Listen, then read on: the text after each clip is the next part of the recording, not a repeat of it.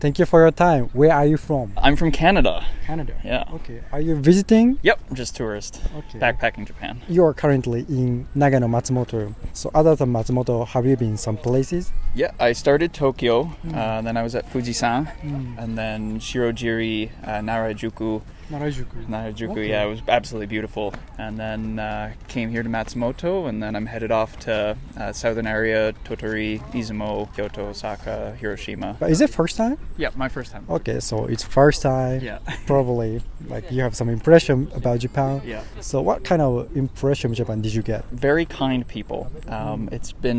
Everyone here has been super friendly, super helpful, very outgoing, a lot more outgoing than I thought Japanese people were going to be. Yeah, in like Tokyo or any of the big cities, they're very friendly and really want to chat. It's been really surprising, honestly, for Japanese people. It is. Okay. Some of Japanese people try to like have a chat with you. Yeah, they come up and they'll be like, "Oh, where are you from?" and like, "Oh, how did you learn how to speak Japanese? Why are you interested in Japan? Where are you going?" Stuff like that. And it's just been really kind of interesting, not something you expect. Okay. I asked about impression of Japan, but today's main topic is culture shock. So it's also first time here in Japan, so you probably have some culture shock. Did you get some culture shock here? Yep, there was some.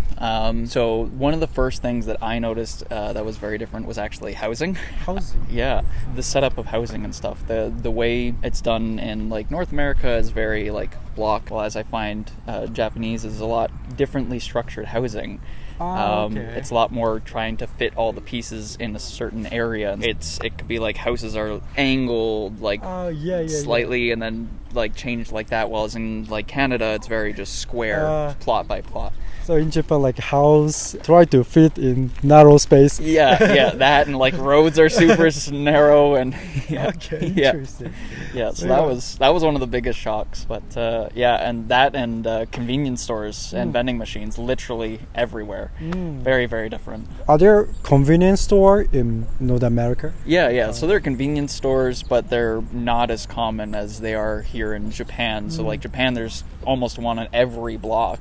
As in like North America, Canada especially, it's like maybe one every 5 blocks or something. It's a lot more rare than it is in Japan. What did you like about Japan in this trip? The architecture has been beautiful. The buildings, the shrines, they're just amazing. They're so cool. The mountains, Ottawa doesn't have many mountains near it, so being surrounded by mountains is beautiful. So cool to see. And honestly, the train system has been really, really nice.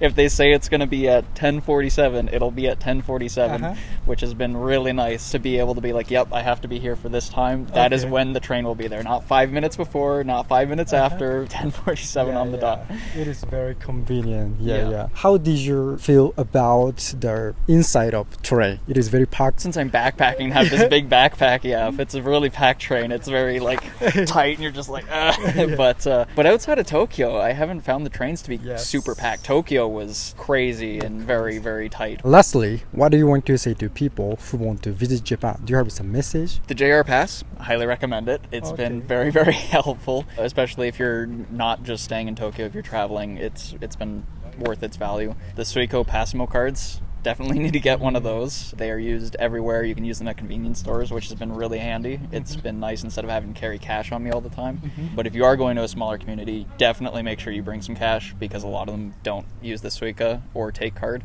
And outside that, just enjoy yourself. Like, there's so many hidden shrines, so many hidden things. It's honestly best if you maybe plan out, like, you're gonna go to Matsumoto here in Nagano for 3 days. Plan out one of the days to come see the beautiful castle and a couple other things, and the other 2 days, don't plan anything. Just be like, where am I going to go today? Cool, I'm going to walk over here and see something, because you never know what you're going to find.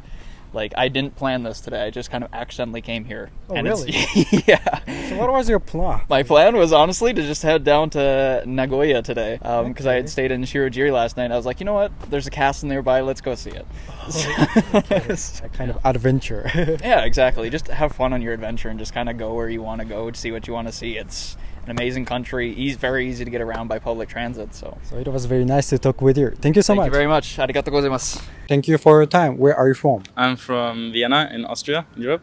Are you visiting or what do you do here? Yeah, I mean, it's a mix. The idea to come here was through university because I'm doing a course which is doing an excursion to Japan, which starts on Friday. So it's going to be 2 weeks, 1 week of traveling to the south of Japan and Osaka and Tokyo, and then 1 week of a workshop in Tokyo. And then I came here 1 week ahead with my father to do a bit of traveling and visiting Tokyo. So today's main topic is culture shock and culture difference. Like, did you see some cultural difference in Japan? What I saw is that I've been to a couple of the shrines, and I feel like that in Europe, the churches are much more, especially in big cities, the big churches, they're much more for tourists or used by tourists. So people will go there to look at it. And here, like the shrines are used by the locals a lot. So you will go there, and I think this spirituality and religion plays a bigger factor here than it does in Austria. So that was kind of interesting to see, because as a tourist, I kind of felt like I would disturb the people there. So I was kind of try to stay like in the back and not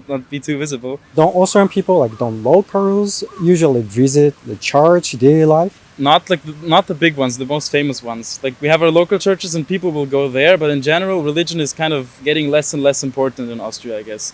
I mean, in the countryside, it's still important, but in Vienna, at least, it's getting less and less important. And like the big churches, the big famous ones, they're mostly used by tourists. And like the big famous shrines here, there's like some tourists, but there's a lot of locals still using it there. And I think that's kind of nice that it's still being used as what it actually is supposed to be.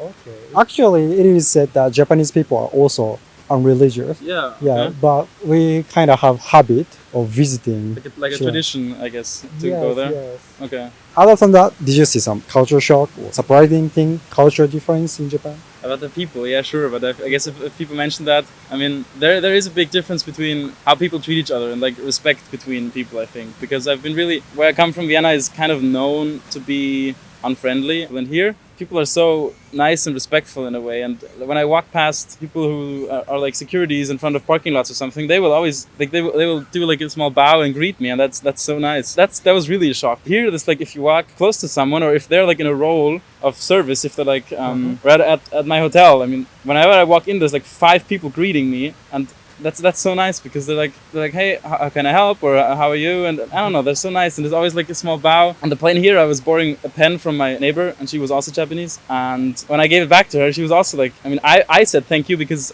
I borrowed her pen, but then she was like bowing and saying like, you're welcome, like I did her a favor. I don't know, it was I wasn't used to that, so that was really nice. Yeah. Okay, interesting. Have you ever been to other country other than Japan? In Asia? Or? No, like in general, like in the world. I've been like, I used to travel when I was younger. Like my family, we went on a lot of vacations, and I used to live in the US for 3 years too, close to like in New York State, so close to New York. And then we always like to travel around. I mean, I've mostly been traveling in Europe, but other than that, I've been to the US a lot. I've been to Morocco. I've been to Iran. I've been to Georgia.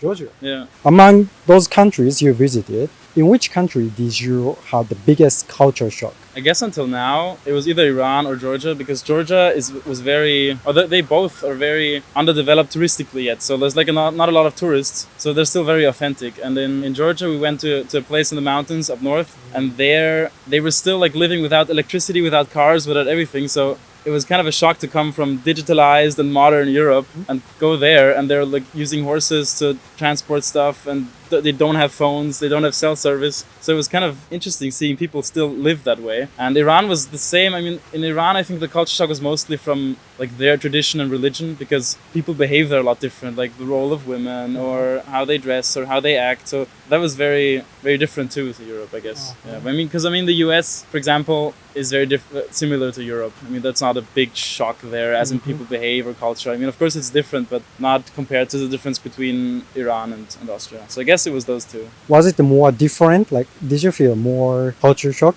than in Japan? I think so, yeah, because the difference was still a bit bigger. I mean, here, I guess we'll see because we're going to the south later, and I think it might be a bit different on the countryside in Japan. But I feel like Tokyo is very modern and very, very Western influenced. So I feel very, very, very good here. I mean, it's not like a big shock or difference. There's like these small things that are different, and of course, the city's bigger, and the cars look different, they drive on the other side of the road, the food is different. So it's like these small things, but in general, it's not that much of a culture shock, I feel like. I mean, Tokyo, I guess it's fine. The rest, maybe I'll still see, yeah. Okay. So I hope you have a great time in other part of Japan. Thank you. So it was very nice to talk with you. Thank you so much. Thank you. It was nice talking to you. Thank you for your time. Where are you from? I'm from Australia. Australia. Yeah. Okay. Are you visiting, right? Yes, I'm visiting. How long have you been here? It has been 2.5 weeks now, and I've got another 1.5 weeks. Okay. Yeah. Firstly, what brought you to Japan? To be honest, I think it was a TV show I watched on Netflix called Old Enough. It's just a funny reality TV show. Okay. But you get to see a lot of Japan, and I thought, wow, it looks so interesting over there. Yeah. Okay. You're actually coming here, and what is your impression of Japan? Every day I'm surprised by different things that I've just never really seen before. I've traveled the world quite a lot, and the Japanese people are the most kind people I've ever met anywhere. Okay. So Yeah. you've been like many countries around the world. Yeah. For example, where? In Asia, I've been to India, Sri Lanka, Nepal, Wow. Indonesia, Singapore, Malaysia, Philippines, Thailand, a lot of Asian countries. But the Japanese people are the most nice people I've met. Oh, really? Yeah, definitely. Yeah. Why did you think so? If I ever look lost, which happened a lot, especially in my first week, I would just be walking around and my face gets all confused and anybody will come help me.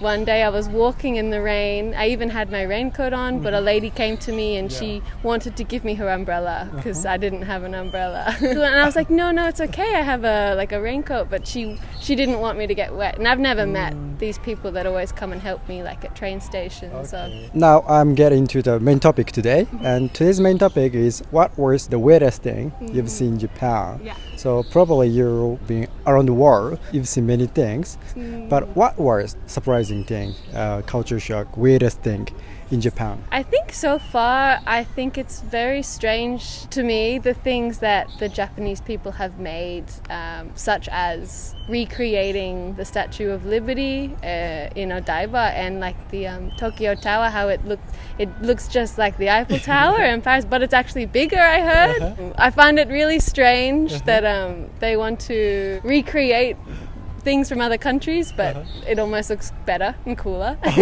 And they also have like the Gundam robot statue on Odaiba too, which was... I sat there waiting for half an hour for it to move because apparently it moves, and its helmet open and closed, and that was it. Gundam. Yeah, what? Gundam. Yeah, the giant robot guy. Gundam. That's it. Yeah. Okay. Yeah. Oh, did you see it moved? Yeah, but just like it didn't move much. Okay. Yeah.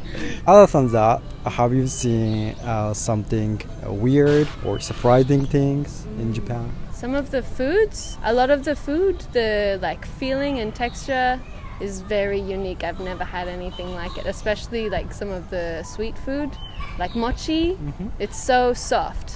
Like it comes into your mouth and it's like gone, and I've never eaten anything that's like that before. Yeah. Did you like it? I love it. Yeah. At first I was like, this is really weird and I don't know about it, but yeah, I really like it now. Okay. Yeah. So mochi was a food you expected a little bit weird, but actually turned out to be good. Yeah, for sure. Okay, but were there some like food which you thought weird and actually turned out to be not good? Oh, not good. Yeah, like it's not your taste. Like. Yeah, today I had a bowl. It had like sashimi and rice and things, and it also had whitebait. Do you know whitebait, the really small fish? Okay. I didn't really like it very much. Okay. I thought, I'll try it. Like it's fish, and I love fish, but it was like really small and really slimy, and it didn't really taste like much. I was like, a bit strange. Yeah. Okay, I see. You experienced 2 weeks tour in Japan. So what was your